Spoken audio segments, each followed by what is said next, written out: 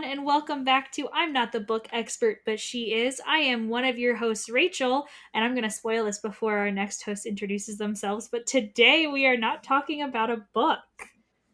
So what you're saying is you're not the expert and we're not talking about a book. So like we've thrown out the name of the podcast. we've thrown out the entire premise of the show. Exactly. That is exactly what it is. Well, hello listeners. I'm Maggie. You're probably so shocked to hear my voice. Big surprise here that I'm on this podcast. But Maggie, if we're not doing a book today, what are we doing? We are talking about The Lightning Thief.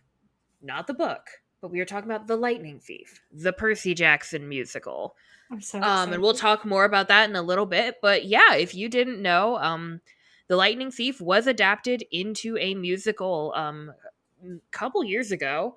And it's been off Broadway, it's been on Broadway, it was touring for a little while. It's got a really interesting saga and story. So, since we just talked about The Lightning Thief, the book, we thought we would talk about one of the adaptations of it that we're both fans of.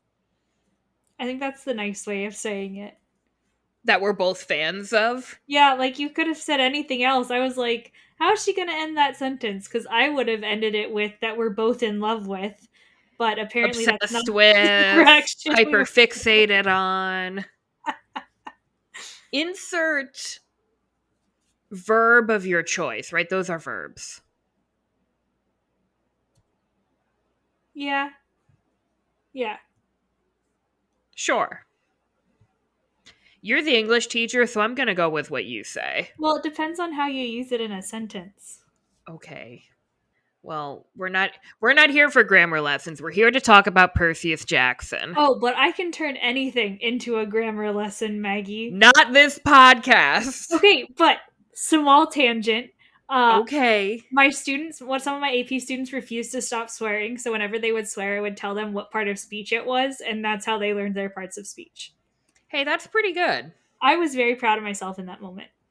That is how you adapt your classroom. Indeed. They were trying to take a test and they wouldn't stop talking, so I said, okay, fine. Grammar lesson. But so, Maggie, Rachel. Oh no, are we both transitioning? Yeah. Rachel, what have you been reading recently?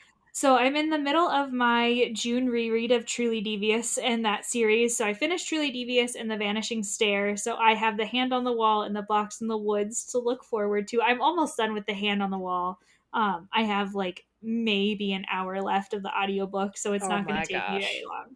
However, I have finished 2 ARCs or advanced reader or reviewer copies recently.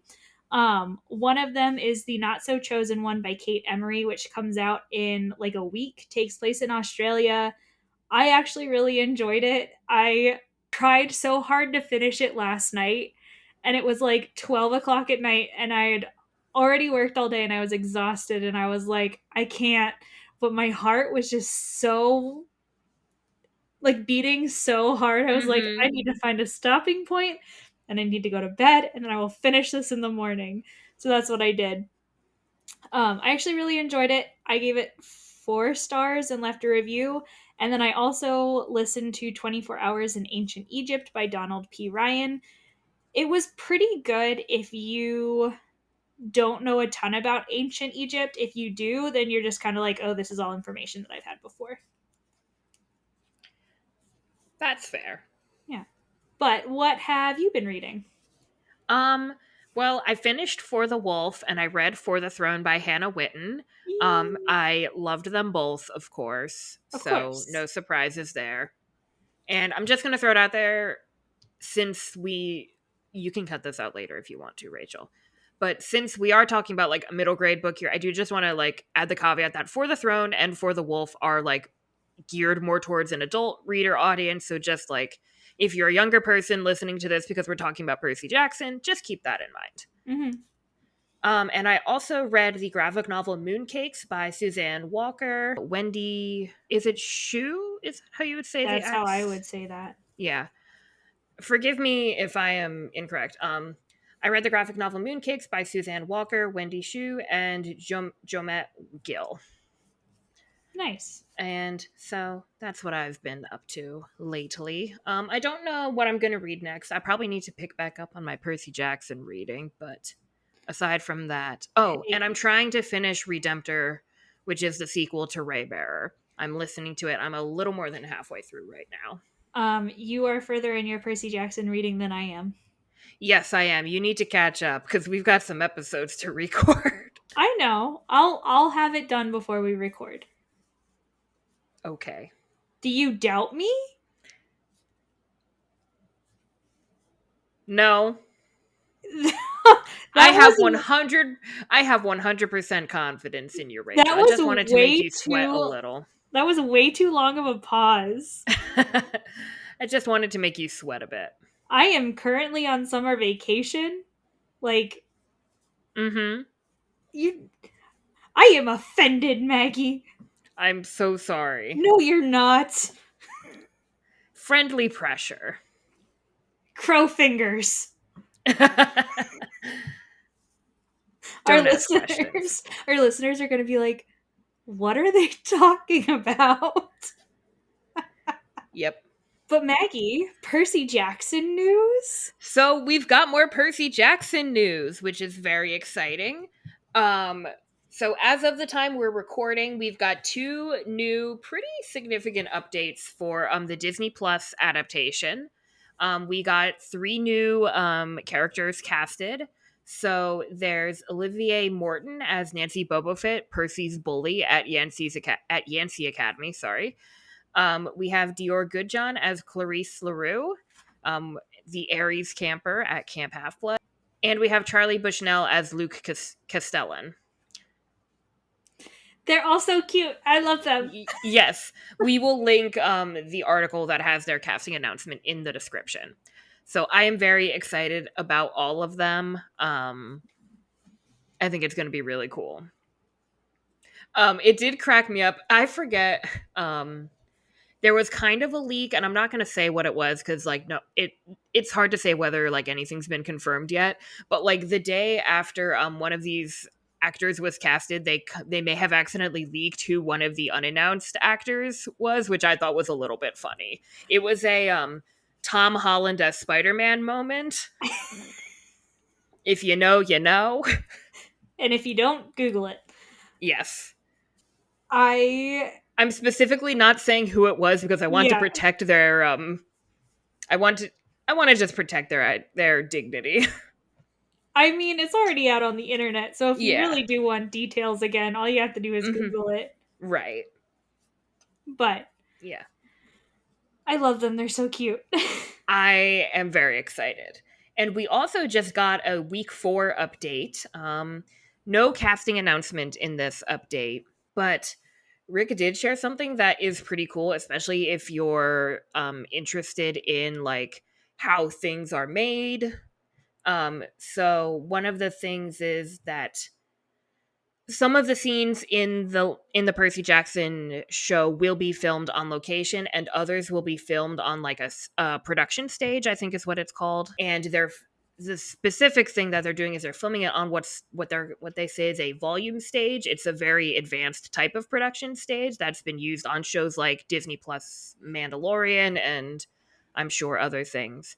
So that's pretty cool. It sounds like they're really investing a lot of time and energy into having good effects and making sure the show looks really good, which I Mhm. am excited about.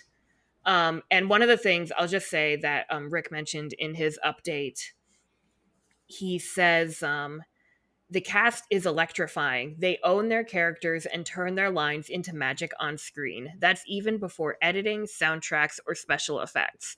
So it sounds like the cast is really coming together, and I'm just very excited and I want it now. I agree, and I'm kind of pissed off that we're gonna have to wait a whole year. Soon. I Soon. I want it now. And this is not related to the TV show, but the book, The Lightning Thief, just turned 17 years old. And as part of a celebration, I guess, the staff at the Reed Riordan website, so not Rick Riordan himself, but like his writing staff that he has for Mhm. his like website and things like that, posted an article titled Percy Jackson and the Olympians, The Lightning Thief at 17, an anniversary celebration designed to make you feel old. And I thought they were joking. No, I really felt old reading this article. Just, I'll say a couple of the things here. The Lightning Thief is only 1 year older than the Nintendo Wii. The Lightning Thief is 2 years older than Netflix streaming. The Lightning Thief was released 2 years before the first iPhone, which I think is astounding. I feel like iPhones have been around for forever, but I have no concept of time, Forever apparently equals 15 years in Maggie's head. apparently. Um, okay, but in terms of like how, considering how many iPhones there are, it feels like they should have been around longer than 15 years. This is true. You know what I'm saying? The Lightning Thief is 3 years older than the Marvel Cinematic Universe, which I also feel like has been around for forever. I mean, Marvel Comics has, but the Well, cinematic yeah. universe started a long time ago. Mm-hmm. I was not allowed to watch the Marvel Cinematic Universe when it first started. That's Really? how, yeah, that's how old it is. Dang.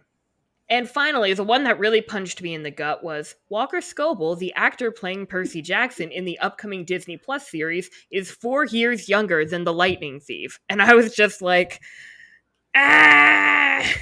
But think about it this way. Walker Scobell has not had to exist in a world without Percy Jackson. You know what? I love that for him. That's a Right? very good point. I feel like that's just such a highlight to be able to Mm-hmm. say I have not existed in a world without this. Right.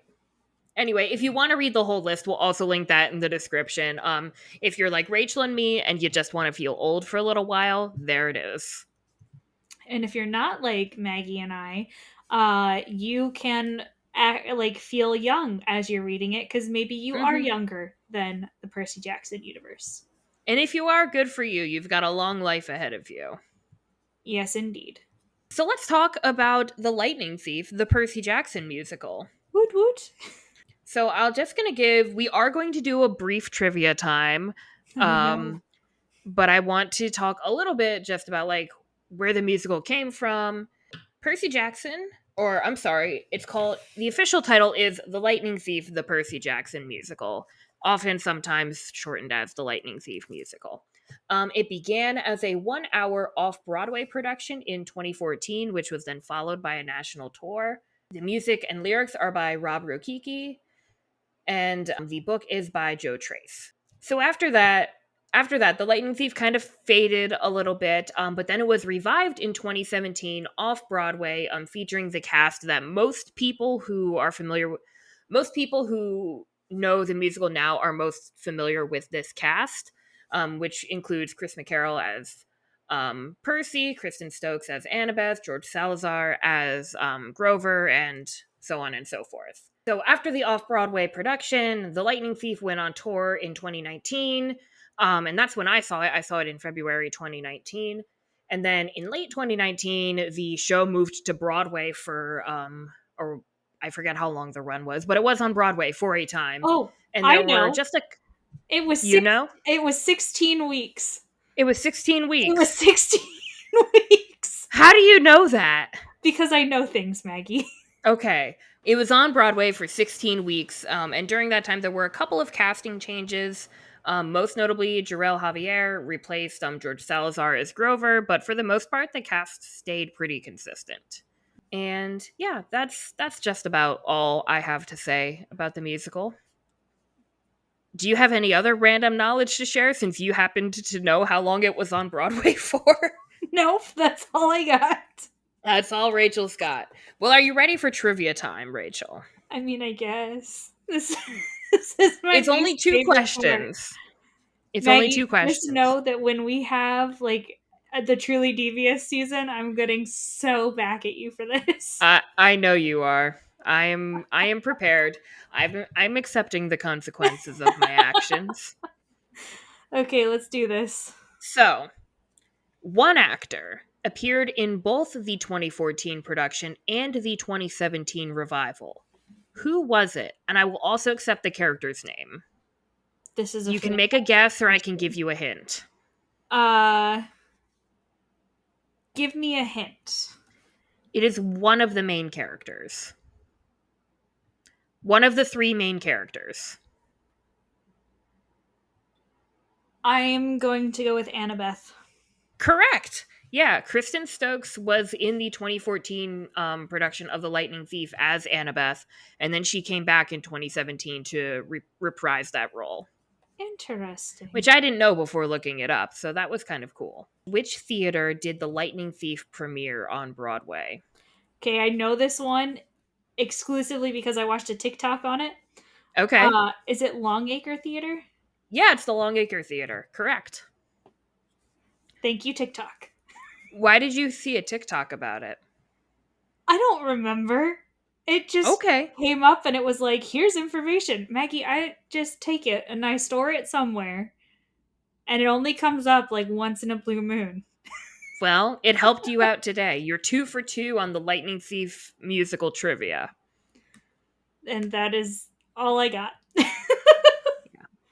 We're going to get talking. I think we're going to go through song by song for the most part and just go in order throughout the soundtrack of the musical. If you want to listen to the cast recording, it is available on Spotify with some bonus tracks. Indeed. Um, I also have, and this is available to anyone who has $10. You can purchase the script of, or I guess you call it the script, right? Yeah. Even though it's for a musical, Yep. you can purchase the script of the musical via their publication website. So I bought that, and that's actually kind of interesting. So that fills in some of like the dialogue and things. But even without that, the soundtrack of the music or the cast recording is pretty clear. Like, there's not a lot of gaps in between songs that need to be filled in, especially if you're already familiar with the story of the Lightning Thief, which, if you're listening to this podcast, you're probably at least a little familiar with it. And if you're my sister listening to this, you are at least familiar enough with what I have told you to be Yeah, able to work with this information. exactly. So, but from time to time, I might reference like a couple of lines in the script that aren't in the soundtrack. And also, before we talk about the soundtrack, I did want to read at the beginning of the script. There's a couple of authors' notes just on like different things that they did during various productions and whatnot. And one of the things that I really like that they put in there is a paragraph that says, "We also encourage you to look beyond traditional casting types when it comes to the character's race, gender, and physical ability. Above all, the characters in The Lightning Thief are gods and heroes, and gods and heroes can look like any of us." Which I think is, like, overall, very good point, something we should all be keeping in mind. But especially in an age when we are still casting the Disney Plus TV show, I really like that that point has been made, because that is a very big deal in the Percy Jackson series, is that Mm-hmm. anyone can be a hero. So with that being said, shall we get started? I think so. All right. So, Act 1 of The Lightning Thief opens with Prologue, or The Day I Got Expelled. It's kind of two songs smushed up together into one track. Sure. Yeah. And this is where we're introduced to our main character, Percy Jackson, again portrayed by Chris McCarroll, at least in the cast recording. So, Rachel, you have some favorite lines from this song. What do you want to talk about first? Well, okay, I'm going to go with the shortest line that I have listed just because it'll only take me like a second to read. Mm-hmm. One of my favorite lines from the entire musical is, "This ain't Odysseus's Odyssey." I don't know why. I just love it. It exists. We rock with it. Mm-hmm. I think it's partly the delivery too, Oh, yeah. but like it is a 10 out of 10 line. I 100% agree. But if we are looking at it more as a whole, I love the characterization of Percy in this song, because one of the Mm-hmm. first lines he sings is, "I didn't want to be a half blood. I didn't ask to be a hero seeking praise." Like, Percy's whole thing is that he is just like everybody else, or he wants to be just like everybody else, and he doesn't want this extraordinary life set before him. He just Mm-hmm. wants to be normal. A little bit after that, we were talking about like Percy's on the field trip with his school and things are a little bit weird, Hmm. and we're kind of leading up to something happened on this field trip, right? Percy says, hadn't done nothing wrong, wasn't rude, hadn't rebelled. And he's like, look, why is this happening to me? Right? Which I think is also, I've, that line has stuck out to me recently. Well, Yeah. and then continuing on with that, Percy is talking to Mr. Brunner and is like, "You think I'm trouble, just like everyone else." To which Mr. Brunner says, "No, but that is to say, I can only accept the best from you, Percy." Like Mr. Brunner is like, "I don't think you're trouble, but also like you don't belong here." Like, Yeah. stop gaslighting the poor boy. Yeah. This is basically like the first 3 chapters of The Mhm. Lightning Thief condensed into one song, which is pretty great. And if you don't like Mr. Brunner in the books, you are going to hate him in the musical. Yeah, he is actually somehow worse. Not somehow worse. Like he is just worse. He is just, it's just a matter of fact. I do like the line towards the very end, and you kind of pointed it out here too. So Percy says, "So if you think you are a half blood, better get head into the exits now, because folks will think you're lying. Better run and don't start crying because you're monster chow. Or stick around and maybe you'll learn from me." And then he says that line, "This This ain't ain't Odysseus' Odysseus' Odyssey." Odyssey. There's kind of like this little bit of like, all right, look, being a half blood sucks. Don't like it. Would not recommend. But like if you had to get advice from someone, I'm pretty good at that, which I Right. feel like is a very Percy vibe. I can agree with that. I know we are not talking about the Hollywood film adaptations in this episode, but going from like that to seeing this in just this opening song, like Percy's characterization is so on point. hmm And I really, really like that.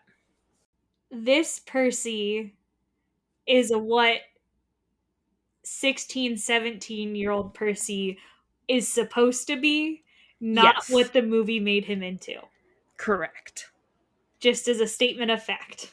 Yeah, I actually that is a good thing to bring up too. Like the age of the characters is not mentioned in the musical. The actors Mhm. are older than 12, at least in Oh the yeah. cast recording. And so that is just like they age, I guess they do age up the characters without losing the charm and the heart of the story, which I think is really impressive. But that's also something that you get when you go into theater, right? Like the difference between movie acting and movie like suspension of belief versus Hmm. theater is that theater is a lot harder to do because it is all live. I'm not saying that like movie TV acting is easy. That is not at all what I'm saying.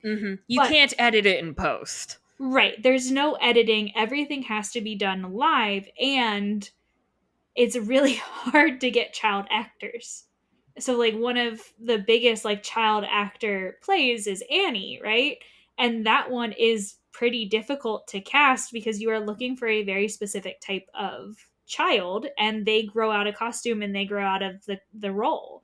But when you are able to cast an adult or an older teenager, you don't run into it as many issues because they remain looking the same and approximately the same size for significantly longer. Hmm. Yeah, It's that's like a really good how point.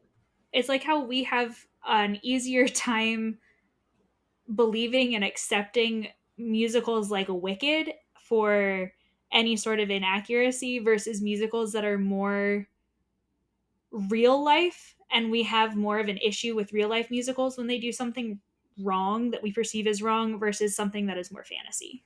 Hmm. It's almost the Stranger Things problem, is what I'm going to call it now. Because Stranger Things, like chronologically, the show has taken place over like what, a year and a half, maybe 2 years at most. Meanwhile, the production of the show has taken significantly longer, and these characters or these actors who were so young when they started filming have significantly like changed. They've grown up, and now you've got Mhm. like these 18-year-old actors playing characters who are supposed to be just starting high school, which isn't like it's not that big of a suspension of disbelief, but that is, we don't tend to suspend that much disbelief when it comes to movies and TV shows, but we're more willing to do that with a stage production like a Mhm. play or a musical. But I also think it's more fair to have that suspension of disbelief Mhm. in theater. Absolutely. So after the first track, we go into Strong, which is kind of Percy and Sally's song together. We do get introduced to Sally. She's wonderful. I They've love gone to her. the beach, and Sally talks about blue food, which is another pleasant surprise, I think. Which they don't talk about in the movies. Yeah. And again, I don't want to keep harping on the movies because we're going to have a separate episode for that. Um, but yeah, that is another like nice little thing that gets thrown in there. Rachel, you have a line that you really like with that. I mean, I've got several. Tell me about your favorite parts of Strong.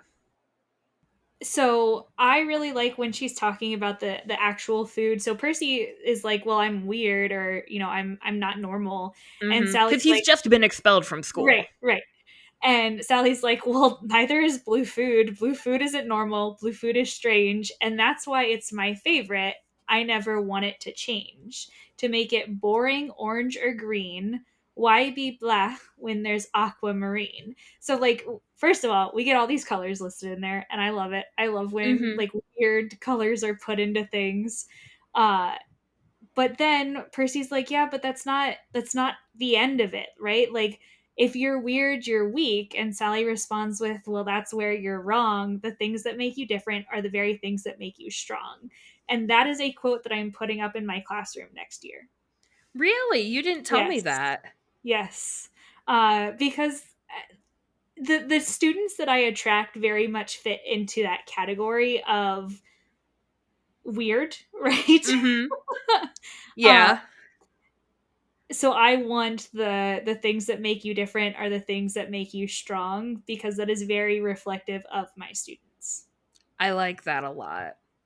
I also just want to point out, I know you have more things you want to say about this song, but I'm going to say something about it. Percy gets a little bit like protesting. Like he's like, "Look, mom, you just don't like you don't get it, okay?" Like very teenage boy mentality. He loves his mom, but he's like, "Mom, listen, please." He kind of goes off on this, I don't want to say tangent, but he says, "I can't focus. I stink at school. My ADD gets the best of me. Dyslexia, not cool."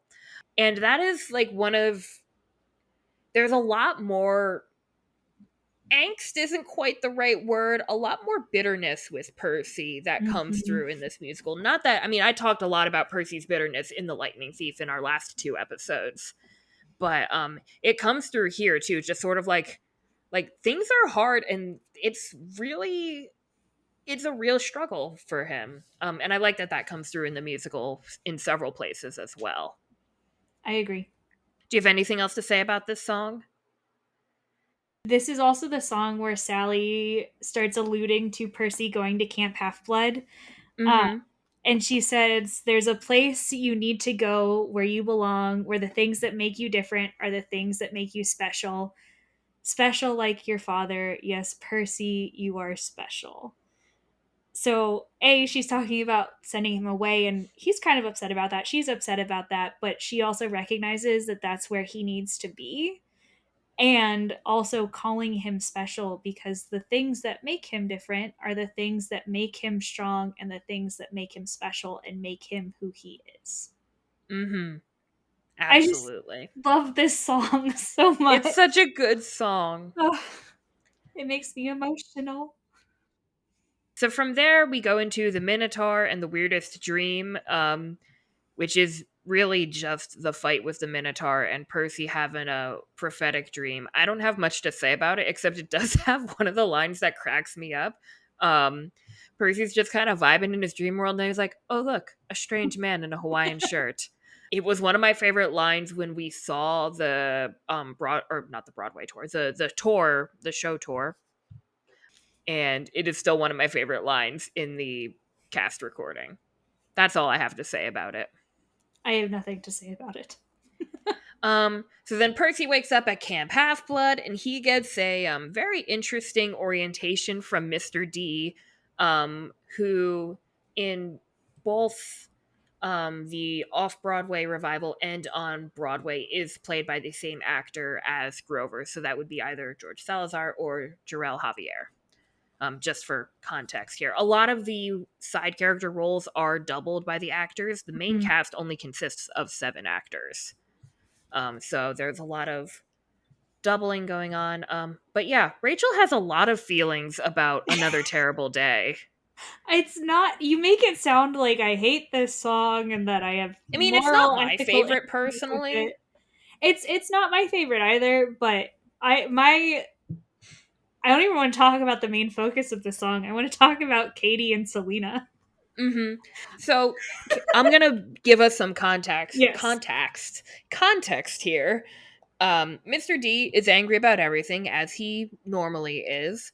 Um, and as the camp director, he's got a couple of, in the midst of him whining to Percy, he's got a couple of campers coming in to ask him questions with complaints and whatnot. And two of those campers are Selena Beauregard and Katie Gardner.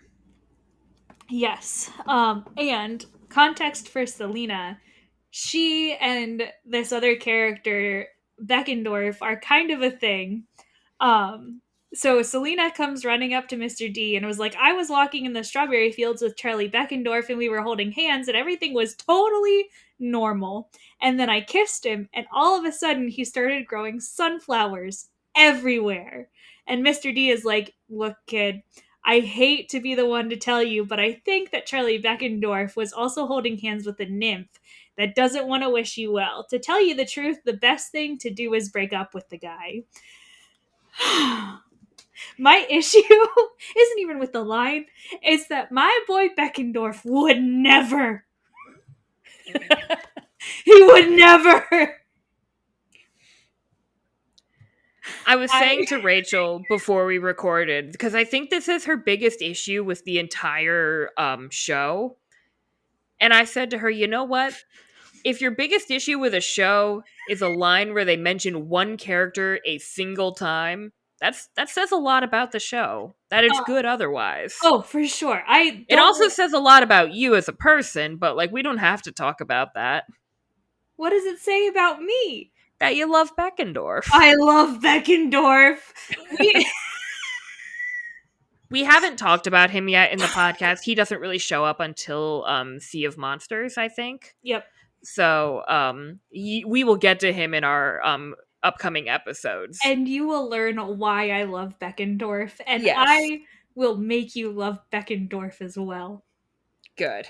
But I love Beckendorf, and he wouldn't do that. I say that with conviction. But the second character in this song I want to talk about is Katie Gardner. Oh, what Selena is a child of Aphrodite. yes, Aphrodite. And then we got Katie Gardner who's a child of Demeter. And she has fallen off of a Pegasus because she was supposed to be at archery, but she didn't want to go to archery because those arrows are made of wood. Wood comes from trees. I refuse to participate in any activity that encourages the senseless slaughter of our arboreal friends. And then Mr. D is like, oh God, give me Ares or Apollo, anyone but the Demeter kids' cabin. Now that you've blessed us, go talk to Hephaestus before I take a knife to my head and start stabbing. First of all, first of all, love Katie Gardner. She's one of my favorites. Mm-hmm. Second, um, we have now rhymed blessed us with Hephaestus, and it just gets me. But also Mr. D is such a drama queen.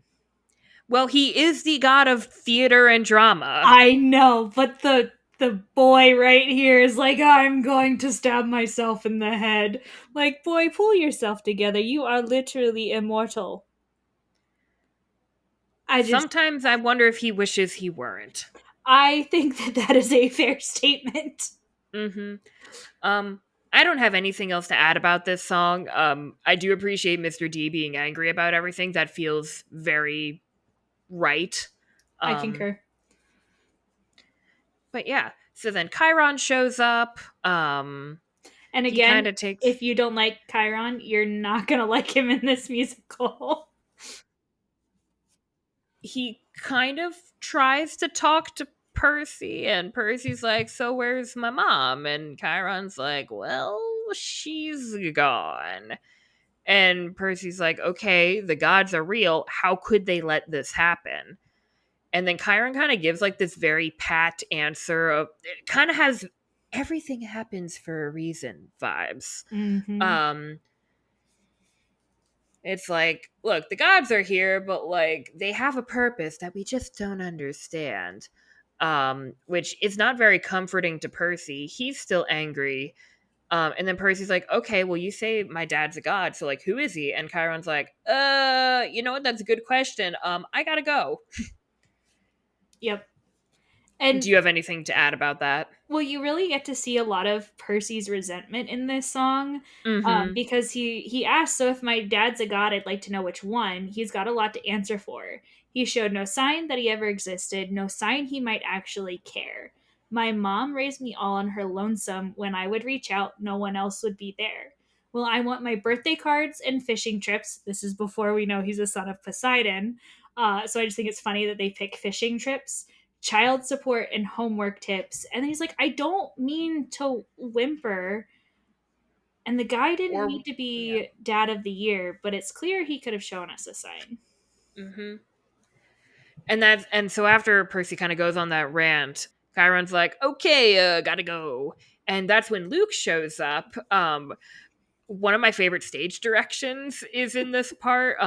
So it says Luke, who has been watching from the sidelines, sees his chance and steps forward. He oozes bad boy cool.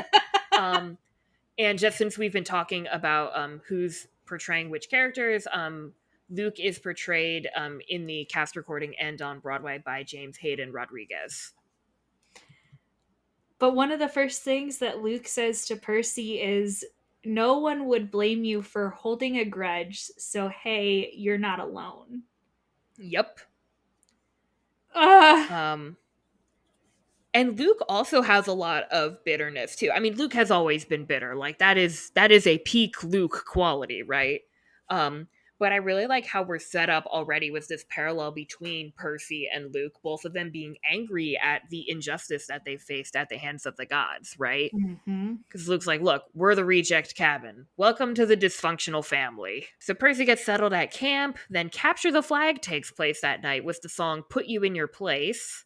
I don't have much to say about this song either, except that I appreciate how it condenses parts of the story again, because we get Mhm. both Clarice bullying Percy in the bathroom and the Capture the Flag game. And Clarice is portrayed by Sarah Beth Pfeiffer, who also portrays several other characters throughout the musical, but Clarice is her main role.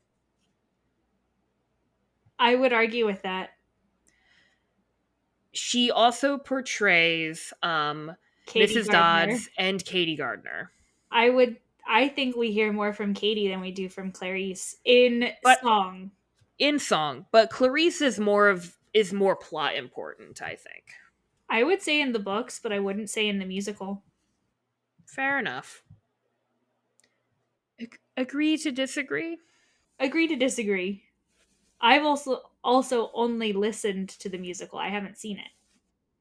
But next we have the campfire song. Rachel, why don't you take this one away? Because I think this is one of your favorites. It's It one of my favorites too, but because it's one of the best songs in I the want you to entire start. thing. But the campfire song is them at the campfire essentially talking about how much they hate their parents. So we hear from Luke, who's a child of Hermes. We hear from Annabeth, who's a child of Athena. We hear from Katie Gardner, who's a child of Demeter.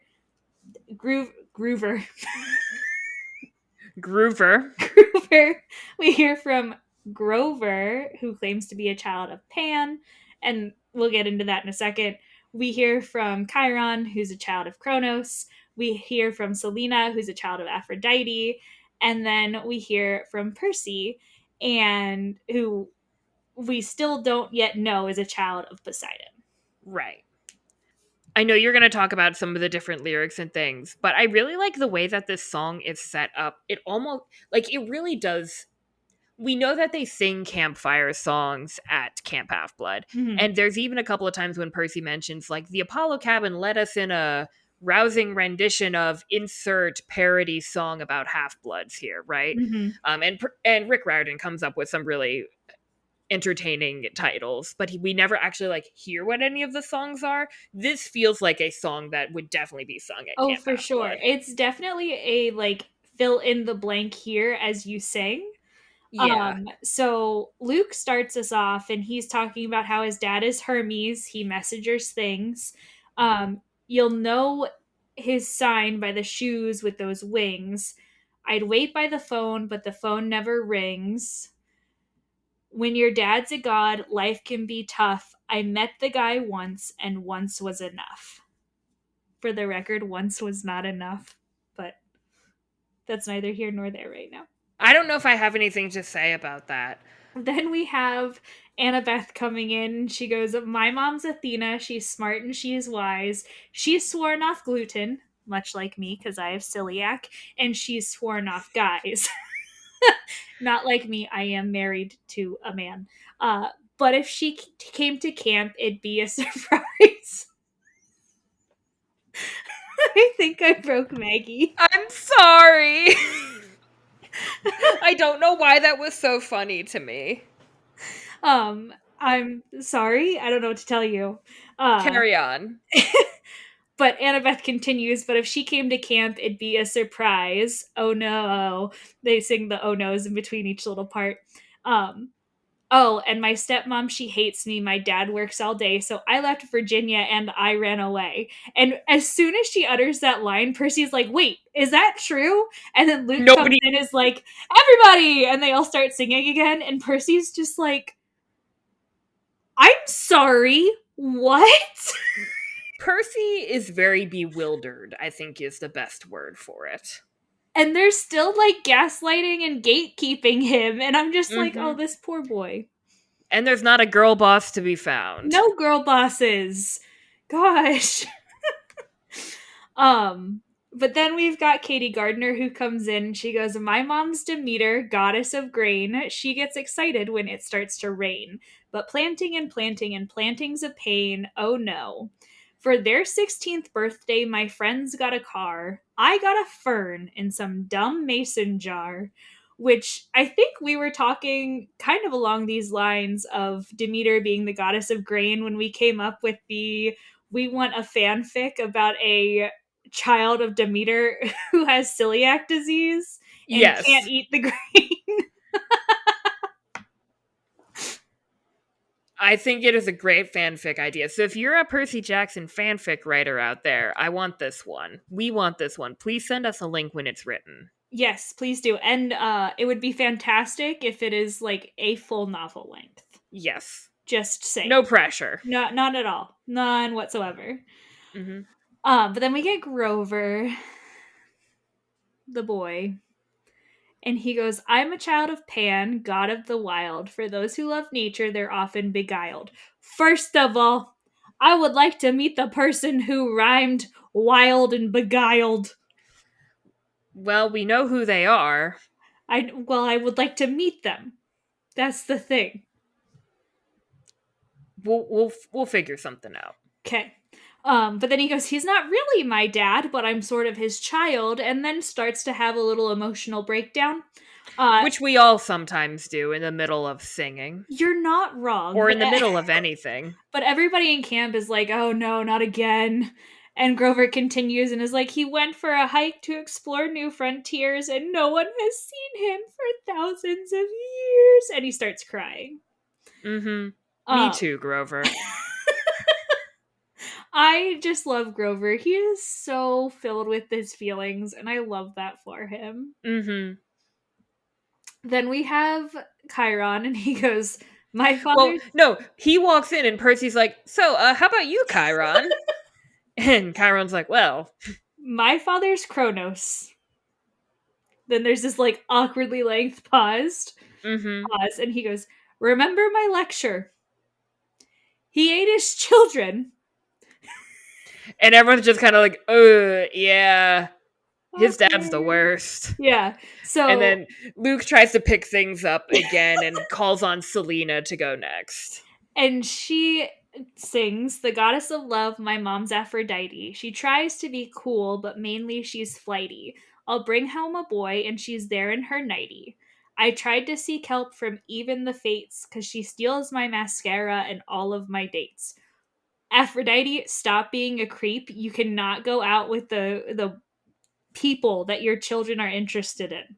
Yeah, that's weird. Don't do that. Don't Just like explain. general good rule of thumb to have. Yes.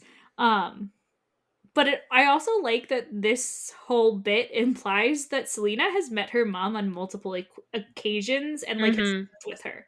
Yeah. God. But then they call on Percy to sing, and he's like, no, if I try to sing, I'm gonna cause an avalanche. But then Then everybody's they like, pressure him a little bit. I would say it's friendly pressure. Friendly Friendly peer pressure. pressure. And he starts singing about his mom. And he's like, my mom was named Sally. She loved scary movies. And blued that was food. And food that was blue. And And everyone's like, he's doing it wrong. right. And they're like, no, no, no. Who's your godly parent? And he's like, I don't know. So Luke encourages him to try. Like, just give it a shot. It'll be Mhm. fine. So my dad is some god. That's great, I guess. Did he not want me or not want the stress? Too bad he's the worst and my life is a mess. Oh no. I hope he shows even a trace because I got some choice words to throw in his face. I And think everyone Percy, cheers. right. I think Percy would have more than words to throw in his face. Mhm. Um but yeah, but that's another instance of angry, bitter, disillusioned Percy, right? Like, Hmm. okay, where was my dad when I needed him? Like, you say he's some powerful god. Well, where is he? He wants his birthday card and fishing trips and, Child support and and homework homework tips. tips. Like, come on. It's not even the bare minimum, Yeah. right? Like, but The bar is so low. we are playing Limbo in Hades. We sure are. Um, but the one of the lines that gets repeated consistently is things could be worse when your parents run the universe. Things could be worse when your folks run the universe. Or sorry, things couldn't be worse when folks run the universe. But then Luke finishes up the song with, "I don't care who our or where our parents may be, as long as you are here with me." And like, And the rest of the campers echo back that line at him. yes, but I think that is such the sentiment that all of the demigods have with each other that it just makes it even more painful when we do have the divide at the end. Mhm. It hurts. I Yeah. don't like it. It hurts my heart. Well, I'm sorry. I don't know what to tell you.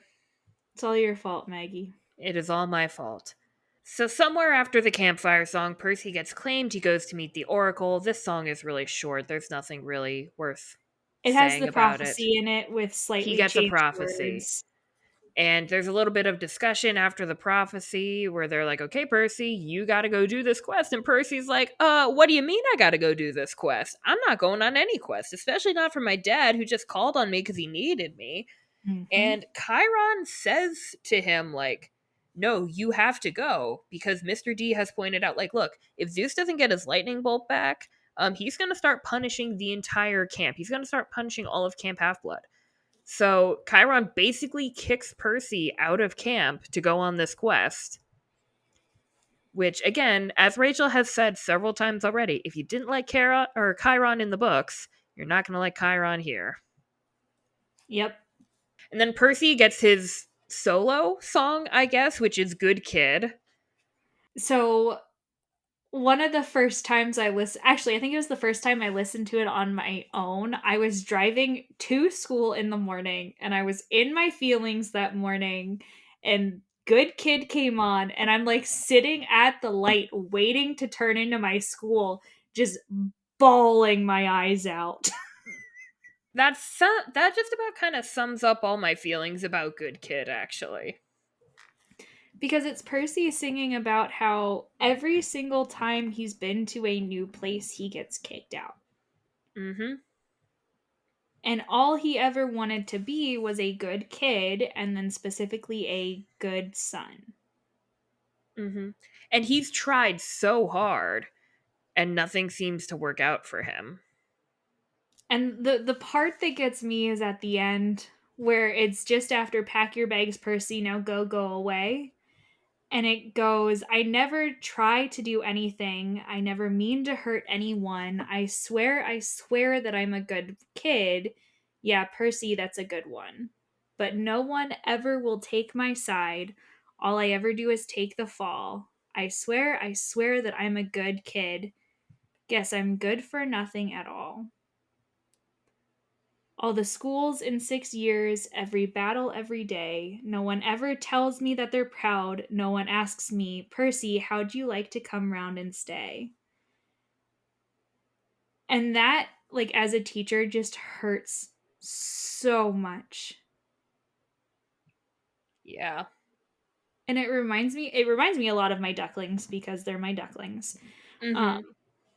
but also, like, whenever I am talking to my students and they say something like, aren't you so proud of me? I say, yeah, I am proud of you. But you should be more proud of you because you shouldn't find your satisfaction in another person's proudness of you. Pride. Yes. And I just want all of my kids to know that they're loved, and I want Percy to be my duckling because he deserves better. Mm-hmm. This is a really good song, and it will hit you right in the feelings, just a fair warning. It's like that TikTok sound with the fireworks and the punching. It's like the whole beginning of the musical. Psh, good kid. Psh. Yes, exactly. So from Good Kid, we move into Killer Quest, which is when Percy says, well, actually, Luke kind of points him in this direction. Luke's like, look, if your mom's gone, she's in the underworld. And Percy's like, oh, yeah, and I've got to go to the underworld for this quest. So, yeah, I'll go on this quest for my dad, quote unquote, and I'll go save my mom. Mm-hmm. So then we get the whole like quest preparing, quest Preparation. preparation. Yep. Um, Grover says like I'm going with you, and Percy's like whoa, that's like dangerous. And Grover says nope, I'm coming with you, whether you like it or not. And Annabeth invites herself along because she's like these two idiots are going to get themselves killed without me, and she's kind of right about that. Yeah, she's not entirely wrong. Yeah, um, and that's how we close Act One with Killer Quest. I didn't have a whole lot to say about this one. It is a fun song, and I do really enjoy it. It's like a great closer to the first act. But I don't have anything to really analyze about it. I'm with you on that one. Act Two. So in Act Two, we start with Lost, which is about being lost in the woods somewhere in New Jersey. And they're never gonna make it to LA. I do like this song. It is a little long, and I don't really have anything to say about it. I do think it's a good way to start Act Two. Percy says the line, I don't want to die in the Garden State. As someone from Eastern Pennsylvania who has an irrational dislike of New Jersey, I identify with that statement. That's funny.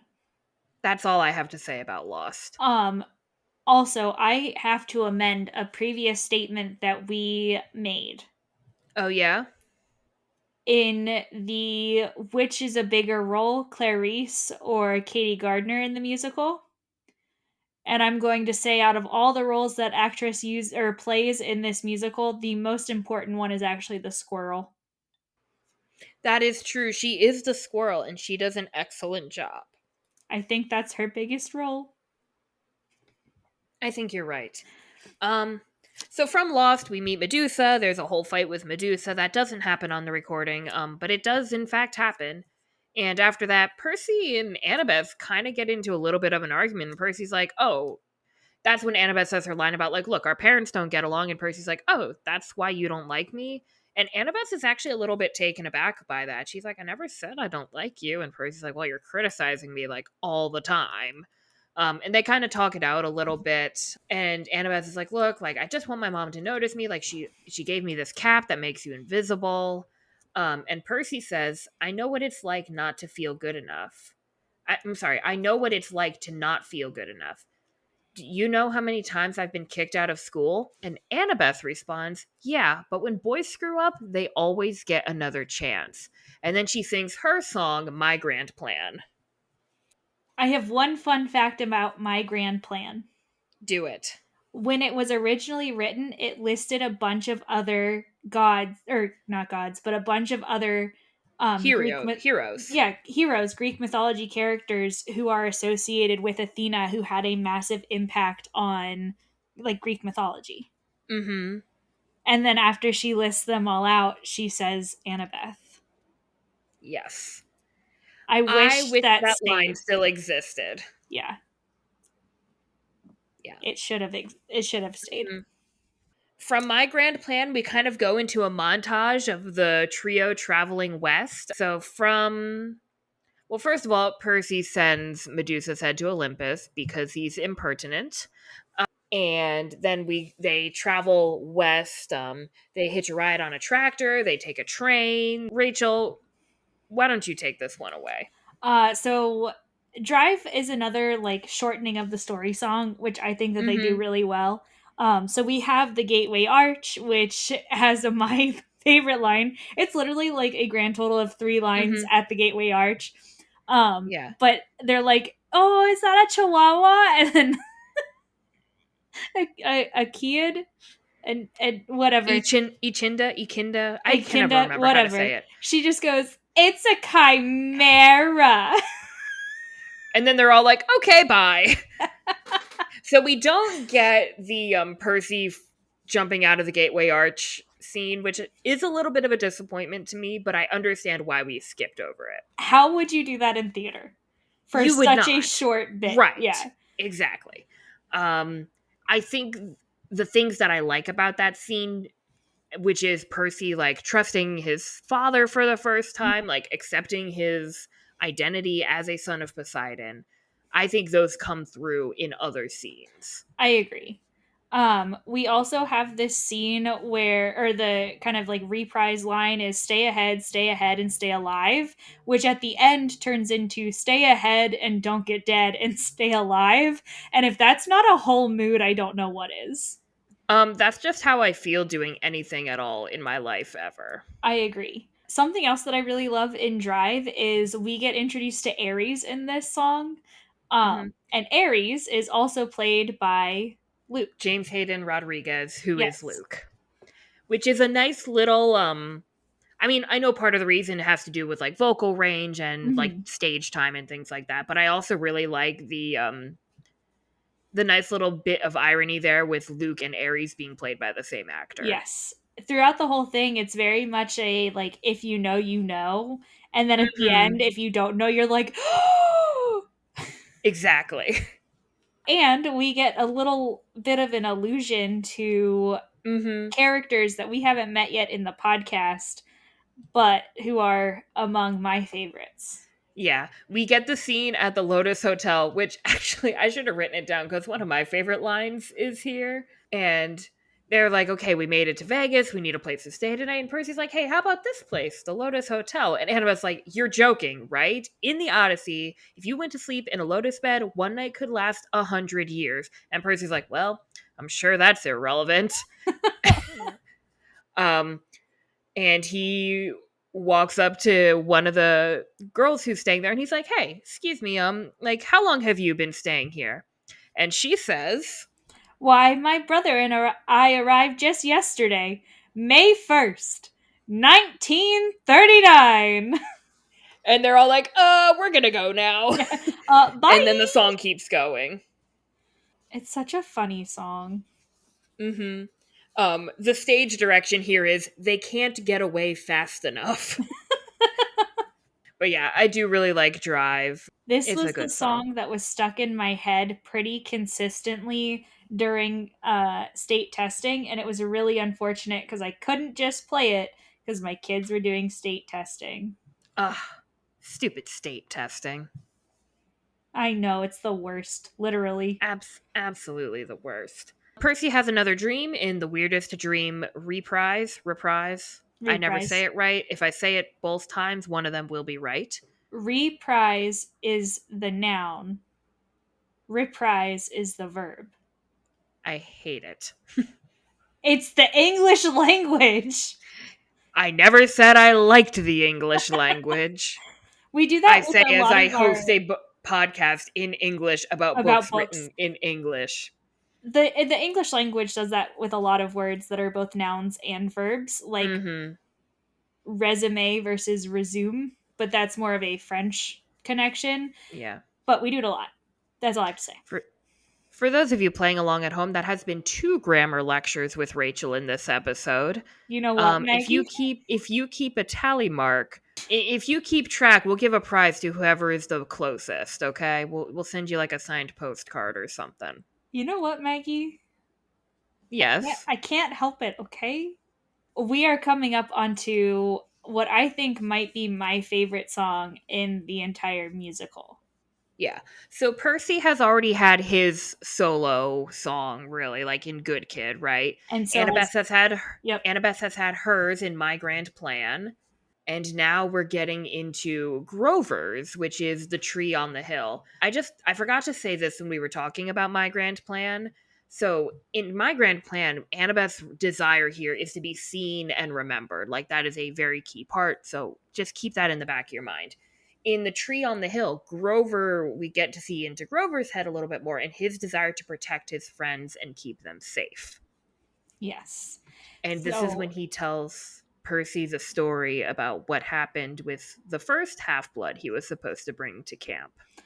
if we remember back to our discussion from the last 2 weeks, um, we know that Grover was tasked with bringing Talia to camp and then also brought Annabeth and Luke.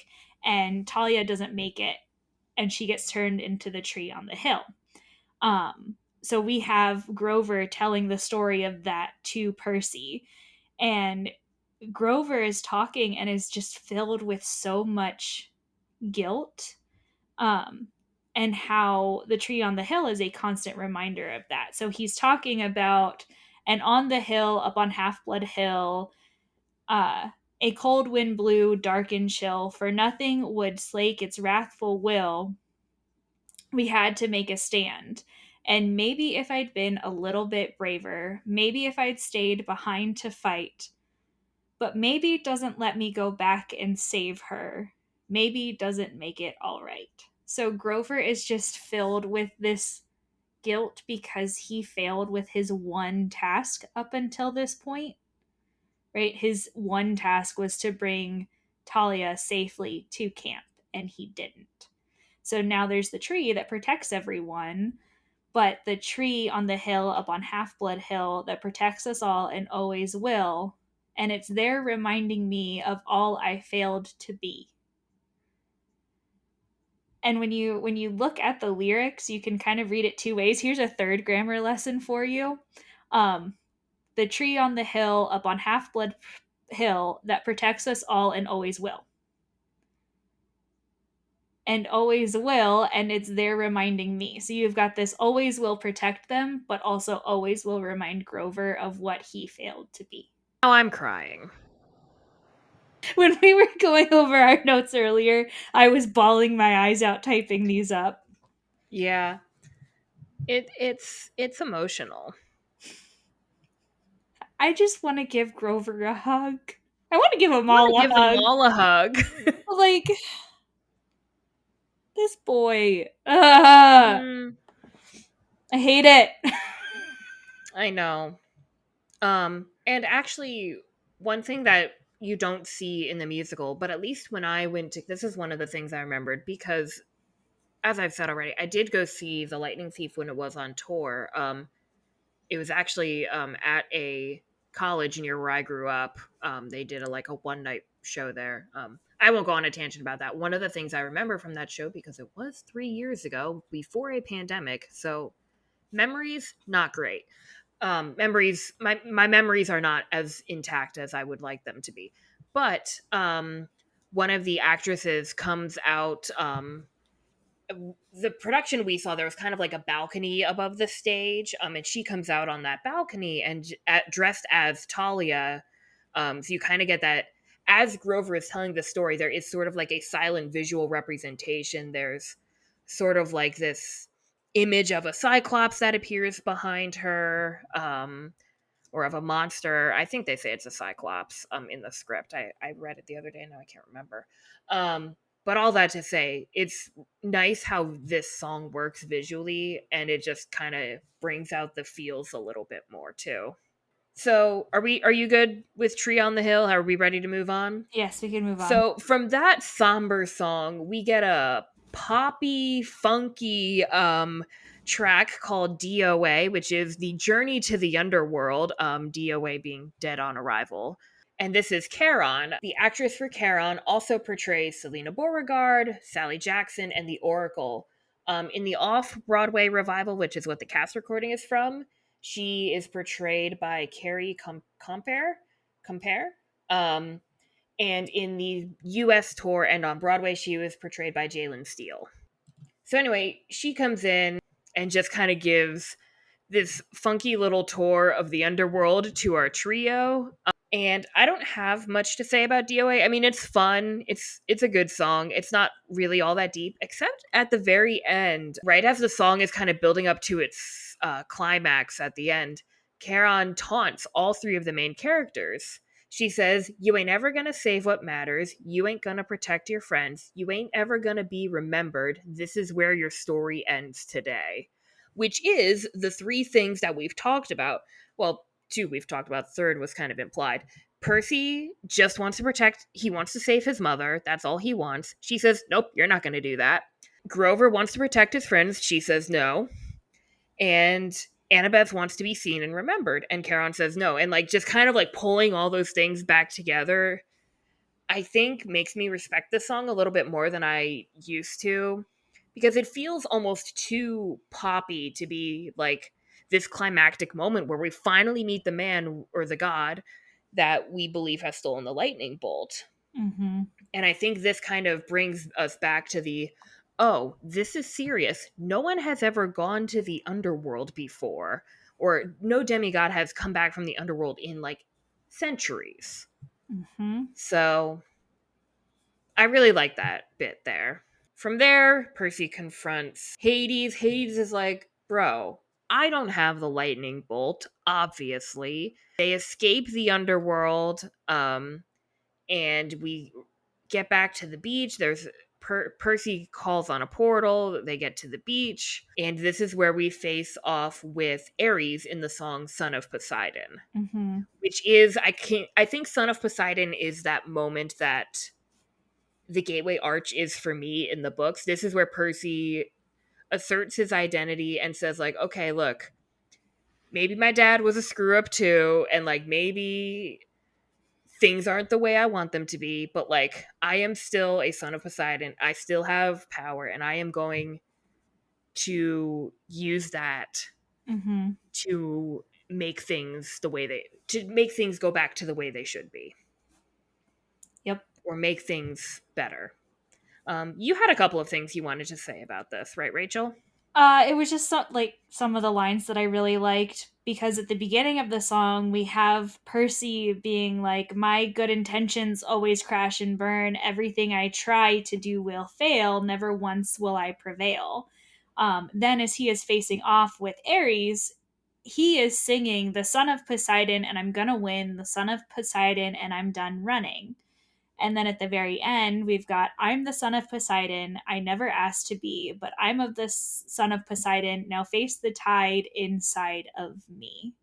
So he's gone from this, well, I'm a screw up, as you were saying, to, well, I'm going to keep fighting, to, I'm going to do it. I did it. Now you got to face the consequences because now you've unleashed it, right? I love that for him. He, yes, that's like king moment right there. Mm-hmm. And there is a little bit of a reprise of Good Kid here, right? Like, sort of the beginning, those lines you were reading, "Seems my good intentions," et cetera, et cetera. Mm-hmm. The melody kind of calls back to Good Kid there. So we were sort of reminded of the growth that has happened Mm-hmm. since that song. Percy obviously destroys Ares. Ares goes and pouts. We get a little bit of conclusion kind of wrapped up here. Sally comes back. Percy and Poseidon kind of have their little chat, and it's awkward and weird, but it kind of ends on a good note, sort of like at the end of the book, The Lightning Thief. And then we get back to camp with the last two songs. But before we talk about them, I just want to say there's a little bit of dialogue right before the last day of summer. That's not, again, not in the soundtrack, but in the script. Everyone's like, whoa, Percy came back alive. And Annabeth says to Clarice, like, hey, we met your dad. And Clarice says, you met my dad. And then in a sort of like a softer, smaller tone, she's like, did he mention me? Which I think is, I don't want to say it's more characterization than Clarice deserved, but it is a really nice note of that she has more depth than just being like the aggressive bully at camp, Mm-hmm. right? Yeah. Um, I also so I do liked that want little to bit. point out that she is mentioned by Ares. Yes. That's how he Yeah. introduces himself. hmm He's like, Ares, god of war, maybe you've met my daughter, Clarice. Right. So, and I think part of that is to help the audience, but it also Yes. kind of does make a point of Clarice must stand out to him in some way for him to be the one to name her. For For him to her name her. for her to be the Her one he names. Yes, that is what I was trying to say. Thank Yes. you. I got you. Ah, the last days of summer though. This song I I needed this song but for the fall, for the school year. Because I Mhm. kept saying I'll be back next summer, and I'm like, I will be home next summer, as I am every summer. I will be back next fall. I will be back. I'll be knack. I will be back next autumn. This is true. There you go. And this is the song where Luke and Percy kind of have their final conversation slash confrontation. I really like that there's a little tiny parallel in this song. Because in their sign, when Luke is introduced, he looks at Percy, he's like, tough first day, and then introduces himself. In the last day of summer, he sees Percy and he's like, hey, tough last day. So it's just sort of like that nice little. It doesn't really mean anything, but it is kind of like a nice little bookend almost Hmm. to the story. And then they get talking about things, and Luke has a lot of things to say. Before And we talk about Luke, I want to talk about Percy. okay, let's talk about Percy. I'm sorry, I've skipped ahead. You did skip ahead because it kind of starts out with Percy asking these rhetorical questions. What do you do when the quest is ended? What do you do when the battle's won? So many questions left unanswered, so many things still left undone. And if that does not read to you as someone who has PTSD, I don't know how much harder they need to hit you across the head for you to understand that Percy Jackson, age 12, has PTSD. No disagreements here. I just he's like, well, now what do I do now? Mm-hmm. Right? Like And I've he's looking to Luke for some help. Like Luke has been kind of his mentor, right? He's older, he's more experienced. And he's like, and Percy says to him, like, look, I thought everything would make sense, but it doesn't. And like, I don't feel like this is over. Mhm. And Luke's just kind of like, yeah, I get it. I came back changed, but when he went on his quest, I came back changed, but the rest of camp was exactly the same. And he's like, look, Chiron said that they made camp to keep us safe, but the truth is it's so that they wouldn't have to see us, so that they don't have to think about us. And it's like, it's time that we took over and made the world our own. It's time someone put them in their place, which of course calls back to Clarice and Ares always saying, I'll put you in your place, both in um, wow, I'm totally blanking on the title. I'm Is the gonna let you song called struggle. Put You in Your Place? Yep. So it's them saying that during the Capture the Flag, which is Put You in Your Place, and I'm just a doofus, and also in The Son of Poseidon. Mhm. Um, and that's when Luke confesses. He's like, look, Ares thought we were like just starting a war between the gods, but it was bigger than that. It was about wiping them out and taking our turn. And that's when Percy realizes you're the lightning thief. And there's all this realization like, you set me up and you're working with Kronos. Why would you do such a thing? And Luke's like, look, Kronos is going to help me get rid of our parents. And Percy's like, yeah, he's using you to get back at the gods. And Luke says, good. And he Um, he he has this massive parallel with Percy's good kid. yeah, this is like we've talked about the good kid reprise here and there. This is the good kid reprise. So Luke goes, I've been here since I was a kid, did everything they ever asked. Yeah, I did. And for what? You know, this world will never be ours as long as our parents rule over the stars. So I'll do anything. I don't care if I hurt anyone. It doesn't pay to be a good kid, a good son. The gods were never on our side, so I think it's time we watch them fall. And soon you'll see what I did. Soon there'll be no gods at all. Like Luke is ready to come in and just destroy everything. I don't know if it's just a me thing, but I feel like these lines hit different as someone in their 20s in the year 2022. I feel this on the teacher side of things of like I am so tired of all of the policies in place that do not help our students whatsoever. Right? Where Mhm. they're just in place because they're the right thing to do. They're the scientifically proven thing to do. First of all, most educational theory is not scientifically proven. What we think Right. of as educational theory is usually less than 5 years old because education as a science is so unbelievably new. Mhm. And I realize I go on this rant a lot, but also, like, it is one of the biggest things in my life, right? Right. And I feel this as a teacher being like, well, what's the point in being a good teacher? I have done everything that you have ever asked me to do, and you still fail me. So, you know what? I am done playing by your rules. I am going to make my own rules, and I am going to do what is best for me and what is best for my students because that is my priority. You and your rules are not my priority. And that's what Mhm. Luke is saying here is you have never made me a priority, so you're not going to be a priority. Mhm. I think not that I'm not sympathetic to Luke in the books. I think this bit in the musical made me more sympathetic to Luke than anything else about him. Like, Hmm. not that he's not a sympathetic character, not that he's not a complicated antagonist. That's not what I'm saying. I just think this gets to me where things in the books don't necessarily reach me. And part of that could be like just the age that I am now. Part of that could be as when these things were written because The Lightning Thief was written starting in 24 starting in probably the 2010s. Meanwhile, Percy Jackson is from the early to mid 2000s. Hmm. So like there is like a several year gap there as well. If you're an angry Gen Z or millennial or whatever they call the people in between, Zillennial. um, if you're a angry millennial, zillennial, or Gen Z person, this bit of The Last Day of Summer was written for you, apparently. And it's not even like the people who are there, like, give me a reason and I'll do something. This is like the people that have already been given the reason, Yes, right? Like, I'm ready exactly. to throw hands. There's no Yeah. stopping me.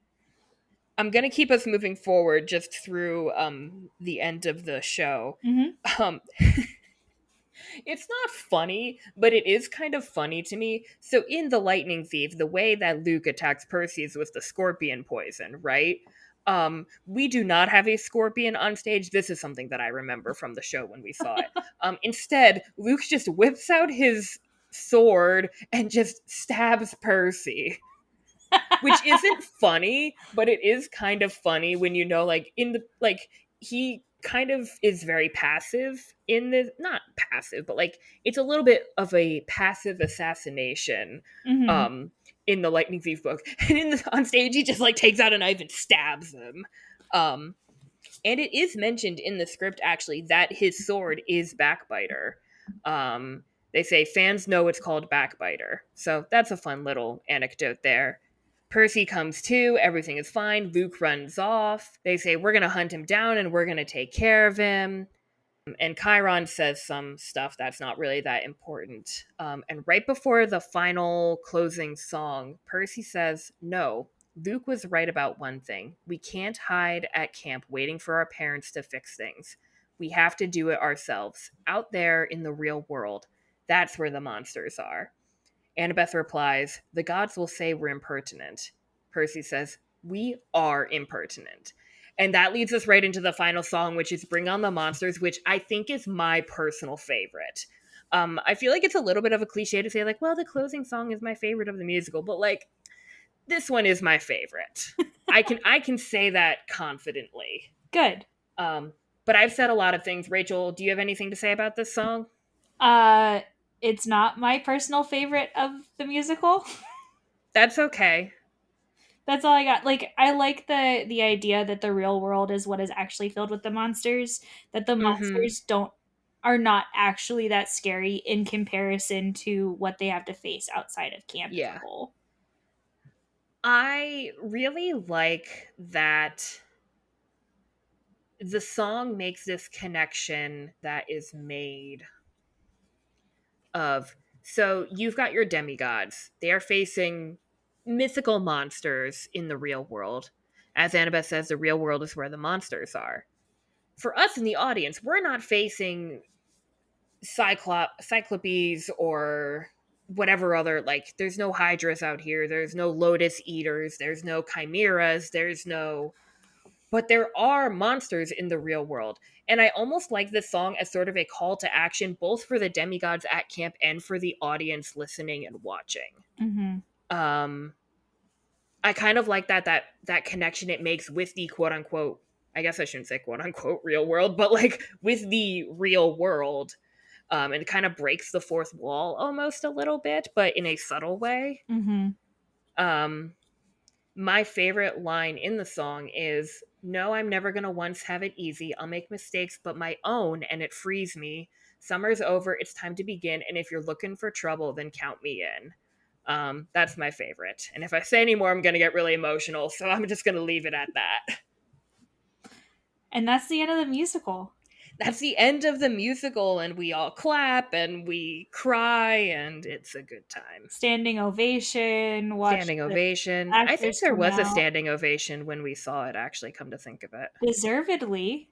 Deservedly. See, okay, I'm gonna go on a little mini rant here. Sure. A lot of people kind of give crap to musicals, and they're like, "Oh no, only the classic musicals are that impactful." And then they list things like My Fair Lady and Grease and like all of these musicals that I really don't like. Whereas I can talk about like this and dissect it and be like, so this is why I'm so emotional about it, or I can talk about like Shrek the musical and be like, this is why this musical is superior, or the Addams Family musical, which are all, in the scheme of musicals, very recent musicals. But they're kind of pooped on because they're new musicals or they're for a younger audience. Like, no, no, no. That's exactly who you should be appealing to because they are going to take these very mature topics and these very mature and sensitive issues and make them approachable for an audience that is younger and therefore more approachable to an audience that is older. So you should appreciate these musicals. Um, I actually have a lot of strong feelings about how the Lightning Thief musical gets treated by like the larger theater fandom. Now, I'm not as well versed in musicals as Rachel is. I only know a handful, and I'm okay with that boundary I've placed in my life. Um, but um, So when the Percy Jackson musical came out, it did actually receive a lot of praise, which is why it got those revivals, and like it was well loved by fans, and I think that was Mhm. what made it so successful. And it did have a really strong media presence, like social media presence was a big drive for it. It got really good reviews, like on its off-Broadway production, on its touring production in 2019. I'm summarizing this from Wikipedia, and there are sources here. But there is, when it premiered on Broadway. So, in a review of The Lightning Thief on Broadway in the New York Times in 2019, actually, I think I remember when this was going around, come to think of it, now that I'm looking at it again. Um, in one of the opening paragraphs, the author the reviewer says, The musical, based on the popular 2005 novel by Rick Riordan, it is both overblown and underproduced, filled with sentiments it can't support and effects it can't pull off. Later in the article, they say the current version, which opened at the Longacre Theater, blah blah blah, has all the charm of a tension headache. Um, to disguise its inaptness for Broadway, the writers doubled the length, adding a clutch of unnecessary songs, and generally inflated the material so hard it explodes whatever mild pleasures made the book worth adapting in the first place. And to that I say, get lost. That is the nicest way I can say that. I was wondering how you Um, were going to say that. I just, why it has, I think I remember reading this review or one similar to it around the time, because there was some like drama on Twitter about like, hey, this got a really bad review in a major publication, like what gives? And a lot of it I feel like is kind of what you were saying, Rachel, is that this is irreverent of what people would consider things that should be revered, because apparently we need to revere classical mythology, which classical, put that in quotation marks too. It's just like classical anything, like classic literature, classic musicals, Mm-hmm. classic music, anything that is contemporary is often just automatically labeled as bad or poor quality. Mm-hmm. To which I just want to say, so were the classics when they were written. Yes. Yeah, I'm not here for the Broadway pretentiousness. If you don't like The Lightning Thief, that's fine. It's not for you. But I don't think it is fair to say it, the musical does what it sets out to do, and in the end, isn't that what we should be judging something a an art's worthwhileness by? I know that sentence came out wrong, but The Lightning Thief, the Percy Jackson musical, sets out to give a faithful adaptation of a beloved book to the audience who loves that book. Mm-hmm. People who love Percy Jackson, for the most part, they're not going to want to sit through some stuffy, like, really drawn out, really, like, deep and, like, overbearingly um thought provoking or whatever kind of performance. They want something that is fun and weird and still makes you think, because that's what Percy Jackson is about.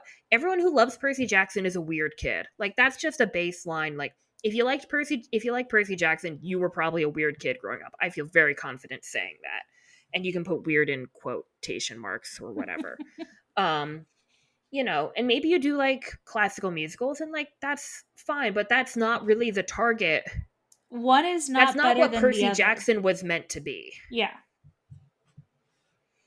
And that's partly why the movies failed, right? The movies tried to make something out of Percy Jackson that it was never meant to be, in that it is too dark, it is mature, it's artsy and whatever. Mm-hmm. Um and that's not what Percy Jackson is. And that's okay. That doesn't mean it's not worthwhile. It doesn't mean it doesn't have deep thoughts. You know, you Deep can be message. fun and still be thought provoking. Yes. And that's our take on classics versus contemporary everything. That's my take on Broadway. I really thought we were going to make it through without me going on my rant about The Lightning Thief and how it's been mistreated by like the general musical community, but Rachel brought it up, and now you got a Maggie rant. We'll add that one to the list. For every like 20 of the Rachel rantings, there's one Maggie. Yep. I gotta get one in every so often. Oh, don't worry. With Sea of Monsters, there's a bit that just gets me riled up, and I'm so Oh, excited to yeah. go on the rant. Oh, good, good, good. Well, speaking of which, Sea of Monsters, we will be talking about next week. And I'll give you a little bit of a preview. We are going to be joined by a special guest for our Sea of Monsters episodes. You've heard me talk about in The Lightning Thief, I had to outsource some of my trivia questions to one of my really dear friends, Lydia. And I asked her, I was like, hey, you like Percy Jackson. Why don't you come be on our podcast? And I told her she could pick any of the books, and she picked Sea of Monsters. So um, she's going to be joining us for those episodes, and I'm really looking forward to having her take on that as well. Indeed. Well, do you have anything else to say to our listeners before we wrap things up? I don't think so. All right.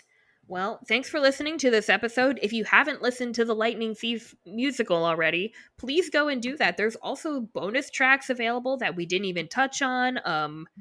So there's all kinds of good stuff out there. Follow the musical on Twitter because even though they're not doing productions right now, they're still pretty active on social media Mm-hmm. and share lots of stuff about like productions being done by community and school theaters and things like that. So I really encourage you to look into this, even just like once, just to see if it's your thing or not. And if it's not, that's okay. We'll be back next week talking about The Sea of Monsters. Goodbye, everybody. All right. Goodbye. Thanks for listening to this episode of I'm Not the Book Expert, but She Is. You can find us online at bookexpertpod.wordpress.com or follow us on Twitter, Instagram, and TikTok at bookexpertpod. If you enjoy our show, please consider leaving us a review on our website or wherever you find your podcasts. We'll see you again soon.